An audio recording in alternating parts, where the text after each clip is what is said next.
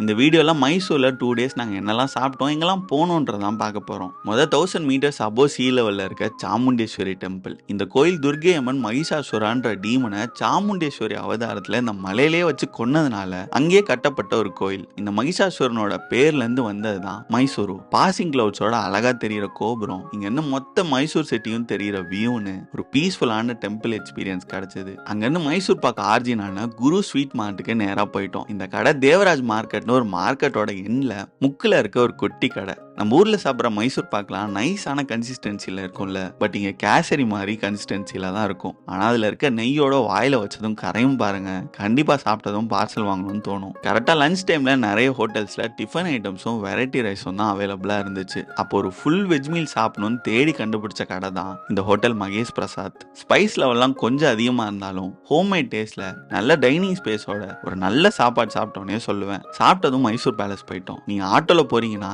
எந்த கேட்ல என்ட்ரி அலோட்னு மட்டும் பார்த்துட்டு போங்க. இங்க நான் 3rd டைம் போறேன். ஸ்டில் ஆர்டிஸ்டிக் திங்ஸ் எல்லாமே ஒவ்வொரு டைம் பார்க்குறப்ப வேற வேற அனுபவம் கிடைக்கும்ன்ற மாதிரி இந்த டைம் இந்த சென்டர் ஆஃப் ஹாலில் ஒரு கல்யாணம் நடந்து மேலேருந்து பூவெல்லாம் தூவி அச்சதெல்லாம் போட்டால் பார்க்க எப்படி இருக்கும்லாம் எனக்கு தோணிட்டு இருந்துச்சு. ஈவினிங் 6:30 போல் பேலஸில் லைட் ஷோ நடக்கும். இந்த லைட் ஷோவில் ஒரு கதை சொல்லி அந்த கதை சொல்கிறப்ப அந்த கதைக்கு ஏற்ற மாதிரி பேலஸில் லைட் ஒர்க்ஸ் பண்ணுவாங்க. இந்த கதை மண்டே டு வெனஸ்டே கன்னடத்துலையும், தேர்ஸ்டே டு சாட்டர்டே இங்கிலீஷ்லையும் இருக்கும். நான் போன அன்னைக்கு கன்னடத்தில் இருந்துச்சு. ஸோ எனக்கு ஃபுல்லாக புரியல. அண்ட் லைட் ஷோவும் அவ்வளோவா இல்லைன்னு தோணுச்சு. இந்த எக்ஸ்பீரியன்ஸ் மட்டும் கம்ப்ளீட்லி சப்ஜெக்டிவ் தான். ஒரு சிலருக்கு பிடிக்க வாய்ப்பு இருக்கு. ஆனால் லைட் ஷோ எண்டிங்ல ஃபுல் பேலஸ்க்கும் ஒரு லைட்டிங் இலுமினேஷன் இருக்கும். அது மட்டும் மெஸ்மரைசிங்கா இருந்தது. லைட் ஷோ பார்த்துட்டு நேரா ஹோட்டல் RRR. இது ஒரு ஆந்திர ஸ்டைல் ரெஸ்டாரண்ட். சாப்பாடுன்னு வந்துட்டா நான் கொஞ்சம் லக்கி தான். ஏன்னா நாங்க போனதே பிரியாணி சாப்பிட தான். லாஸ்டா அந்த ஒரே ஒரு பிரியாணி எனக்கு கிடைச்சது. நல்ல சூடா, கொஞ்சம் ஆயிலியா, சாப்பிட்றப்ப மசாலா டேஸ்ட்டும் மீட்டோட ஃப்ளேவரும் நல்லா தெரிஞ்ச ஒரு பிரியாணி. நான் மேக்ஸிமம் பிரியாணியை பிளைனாவோ இல்லை மீட்டோடவோ சாப்பிட தான் விரும்புவேன். ஆனால் அவங்க கொடுத்த கிரேவியோட சாப்பிட இன்னொரு பிரியாணி இல்லையேன்னு தோணுச்சு.